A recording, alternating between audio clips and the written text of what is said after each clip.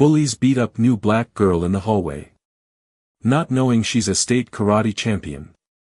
Every school has its stories, whispers that drift through lunch tables, rumors that circle classrooms, legends carried down year after year.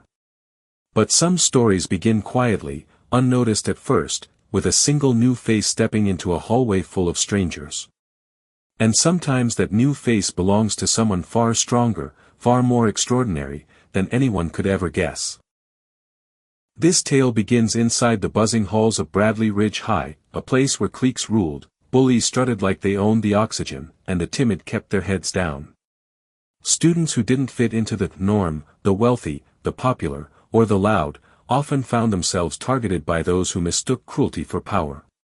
Today's story revolves around one such target, or at least that's what everyone thought she was. Her name was Zara Morgan, a quiet black girl who transferred in the middle of the semester, a time when social circles were already hardened and hostility toward outsiders was practically tradition. No one knew where she came from. No one knew what she could do. And certainly, no one knew she was a state-level karate champion with more discipline, control, and inner strength than the entire student body combined. They only saw a quiet girl with a backpack too big for her frame, eyes too calm for high school chaos, and a silence that made the insecure feel threatened. This is the story of the day the bullies picked the wrong girl. Before we go any further, comment where in the world you're watching from and make sure to subscribe because tomorrow's story will be the one you don't want to miss. Zara Morgan had barely stepped into the hallway when the noise swallowed her whole. Lockers slammed, laughter erupted from clusters of friends, and sneaker soles squeaked against polished linoleum. She moved slowly, observing everything the way someone trained in discipline usually did, eyes calm, shoulders relaxed, breath steady. But to the predators of the school, her silence looked like fear. The worst of those predators were three students everyone knew. Brittany Hale, queen of cruelty, daughter of a wealthy local businessman. Troy Benson, a football linebacker who used his size like a threat. Lacey Quinn, the shadow who laughed at everything the others did, never thinking for herself. They spotted Zara within minutes. New girl alert, Brittany smirked, flipping her blonde ponytail as she leaned against her locker. And she didn't even dress cute. Ugh, tragic. Troy grunted. Looks like she walked out of a library. Lacey giggled. Or a charity store. Zara heard them, of course she did, but she kept walking. Sensei Ito had taught her long ago. The first victory is the one you win over your own reaction. So she didn't give them one. The bullies hated that. As Zara slipped into her first class, all eyes shifted to her. The teacher gave a polite smile. Everyone, this is Zara Morgan. Please make her feel welcome. The room did the exact opposite. Whispers. Stares. The occasional snicker. Zara sat straight, unfazed, and quietly unpacked her notebook. It wasn't the worst environment she'd ever seen. But it wasn't good either. During break, she found a quiet corner by the library to eat a granola bar. She had barely taken a bite when a shadow fell over her. Then another. Then a third. Brittany, Troy, and Lacey. Hey, new girl, Brittany said, arms folded. We noticed you skipped the cafeteria. That's kinda rude. People usually sit where we sit. Zara blinked. I didn't realize there were assigned seats. Oh, they're not assigned, Brittany replied brightly. They're just, understood. Zara didn't move. I prefer quiet. Troy scoffed. What, you too good for everyone? No, Zara said calmly. I just like peace. Peace. The bullies looked at each other and smirked. They lived on chaos. Well, Brittany said sweetly, if you want to fit in, you'll have to learn some things around here. Zara met her eyes, steady, unshaken. I didn't come here to fit in.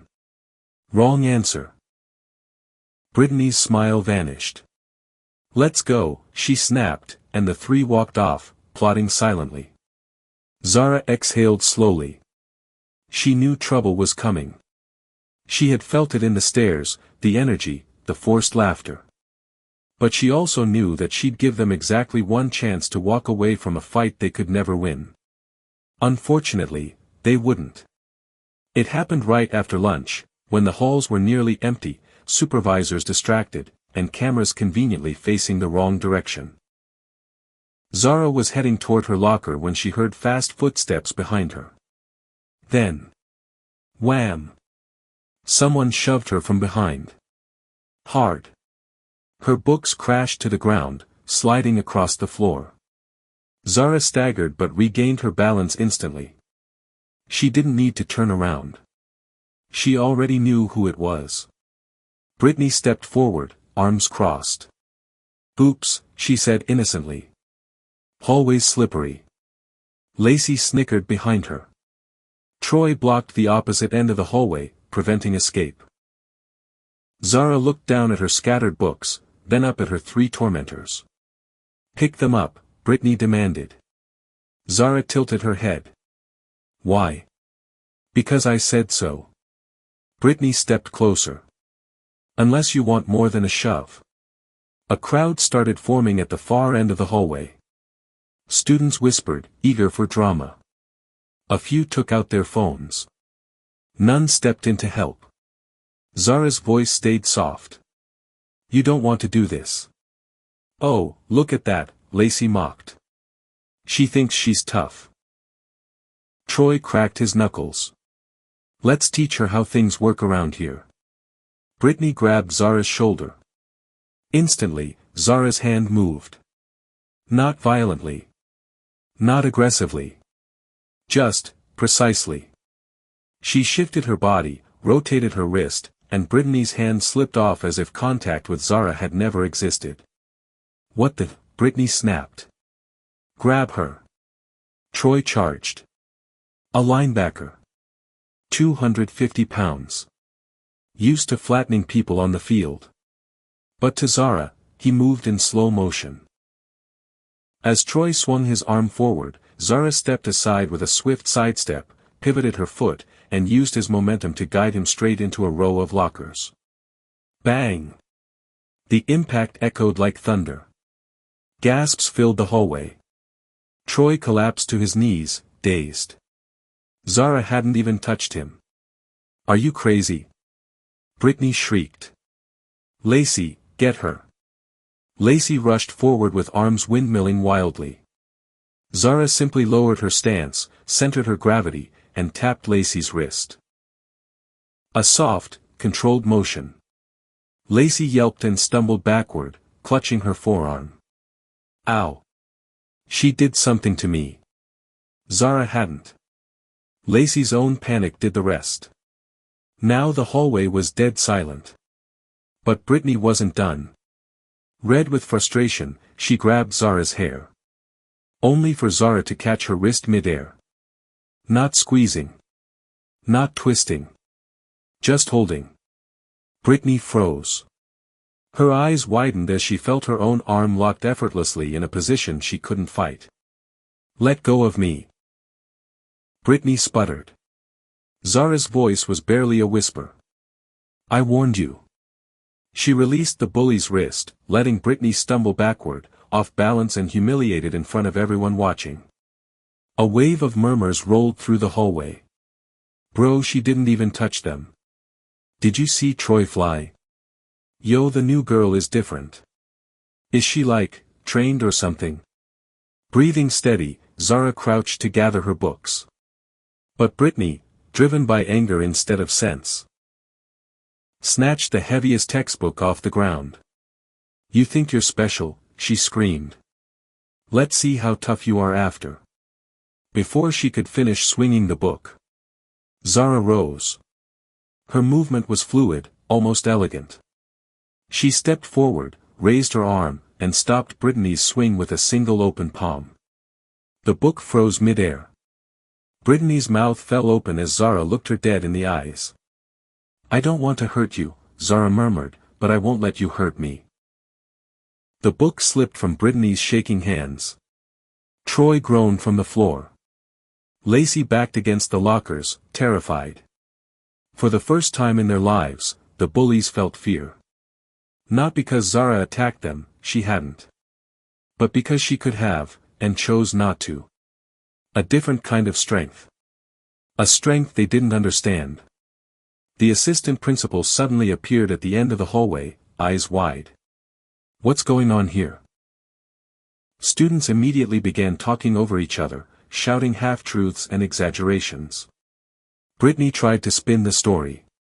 She attacked us. Everyone looked at Zara. Zara simply stood there, calm as ever. The assistant principal stared at her. Is that true? Zara lifted her chin. No, sir. And I have the whole thing recorded, a kid shouted proudly, waving his phone. Brittany's face drained of color. This wasn't how things were supposed to go. And it was only the beginning.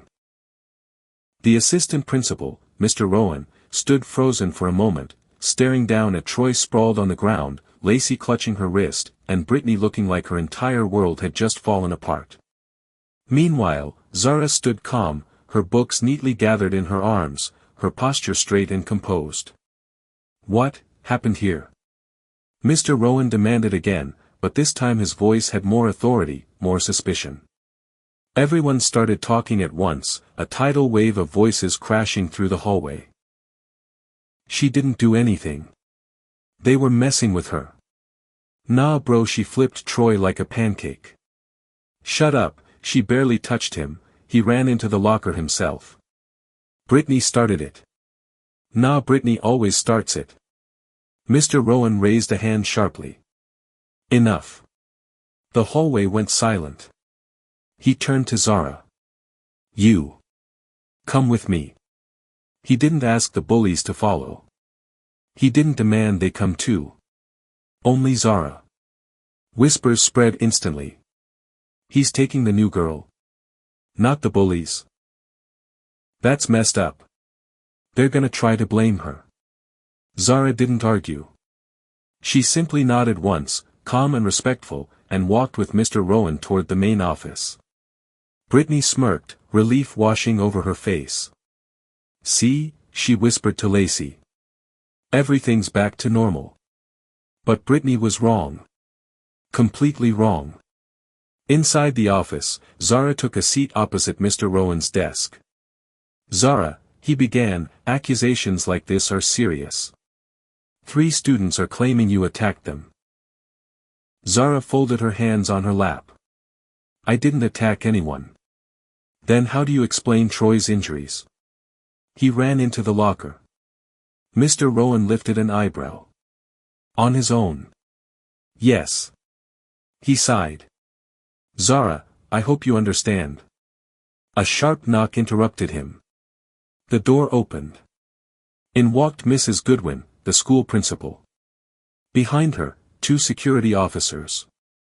Zara didn't shift. Didn't blink. But she felt her breath catch for the first time that day. She had expected bullies. She hadn't expected a full disciplinary ambush. Mrs. Goodwin sat beside Mr. Rowan. Ms. Morgan. We have a serious situation. 3 long-standing students have accused you of violence. Zara looked at her directly. There were witnesses. Students exaggerate, Mrs. Goodwin replied. They enjoy drama. They recorded it, Zara said. Everything went still. Mrs. Goodwin blinked. Recorded? Yes. Mr. Rowan leaned forward. Is this true? Yes. Many of them had their phones out. A silence heavier than the carpet settled over the room. Mrs. Goodwin exhaled slowly. Very well. We'll need that footage. And at that exact moment, as if the universe itself wanted justice, someone knocked loudly on the door. A boy burst inside, breathless. Principal Goodwin. I emailed the video to the school. You need to watch it right now. The new girl didn't do anything. Behind him stood several other students, arms crossed, nodding firmly. Zara wasn't alone anymore. Mrs. Goodwin narrowed her eyes. Mr. Rowan, pull up the email. Seconds later, the video began to play on his computer screen. The entire office watched. Brittany shoving Zara's books. Troy charging like a bull. Zara barely stepping aside. Lacey tripping over her own panic. Brittany swinging the textbook first. Zara stopping every attack without initiating a single strike. The room was silent except for the audio echoing through the speakers. When the footage ended, the truth sat in the room like a spotlight. Mrs. Goodwin cleared her throat. Well, that clarifies things. Mr. Rowan swallowed hard. It certainly does. The two security officers quietly stepped back toward the door, no longer needed. Mrs. Goodwin sighed. Zara, I apologize for any misunderstanding. You may return to class. But Zara didn't move. She stared at Mrs. Goodwin. Not rudely, not angrily, but with the unshakable firmness of someone raised in discipline, not fear. I appreciate the apology, she said softly. But I'd like to know what will happen to the three who attacked me. Mrs. Goodwin stiffened. We'll handle it. Zara didn't break eye contact. Fairly. Mrs. Goodwin hesitated. She had never been questioned like this. Certainly not by a freshman, and certainly not by someone who could dismantle her school's social hierarchy with a single recorded video. I promise, she finally said. Zara nodded once. Then I'll return to class. By the time Zara left the office, the entire school already knew the story. Students leaned out of classroom doors just to catch a glimpse of her. There she is. She didn't get suspended. Bro, she's unbreakable. I heard she pressure-pointed Troy across the hallway. Nah, she didn't even touch him. She's like a ninja or something. No, karate. Someone said she's a champion. Zara kept walking, calm as ever. But as she rounded the corner toward her English class, someone stepped into her path. A small girl with round glasses and curly hair, hugging a stack of books to her chest. Her voice was tiny. Hi. I'm Maya. I just wanted to say, thank you. Zara blinked. For what? Maya swallowed. For standing up to them. They've picked on me since last year. I always wished someone would stop them. I guess I just didn't expect it to be someone who'd only been here one day. Zara smiled softly. You don't have to thank me. I just defended myself. Yeah, but you did it, without hurting them. That's different. Zara nodded slowly. Hurting isn't strength. Control is. Maya's eyes widened. You sound like a sensei. Zara laughed. I've heard that before. The bell rang. Maya shuffled her books nervously. Do you want to sit with me at lunch tomorrow? You know, if you want. Zara thought about the cold silence of eating alone near the library. Then she nodded. Yes. I'd like that. Maya beamed. For the first time since transferring, Zara felt a moment of warmth. But the day wasn't over. Not even close. After school, Brittany, Troy, and Lacey were summoned to the office with their parents. The yelling could be heard from the hallway. What do you mean she didn't attack them? My son has a bruise. My daughter is traumatized. That new girl is dangerous. Mrs. Goodwin kept replaying the video. Over. And over. And over. Each time, the parents' voices got quieter. By the fourth replay, they couldn't argue anymore. What are you going to do about our children being humiliated? Brittany's father snapped. Mrs. Goodwin answered sharply. Your children humiliated themselves. The punishment was swift. 2-week suspension for all three. Mandatory behavioral counseling. Loss of extracurricular privileges. A storm of outraged parents followed, but the rules were the rules. For the first time in their lives, Brittany, Troy, and Lacey suffered consequences. Real ones. And they didn't take it well. The next morning, Zara walked into school feeling more relaxed. Maybe things would settle now. Maybe she could finally just be a student. But peace rarely lasts long. Because as she approached her locker, a tall senior with a Letterman jacket stepped forward, blocking her path. He looked nothing like Troy. This guy was older. Bigger. Sharper.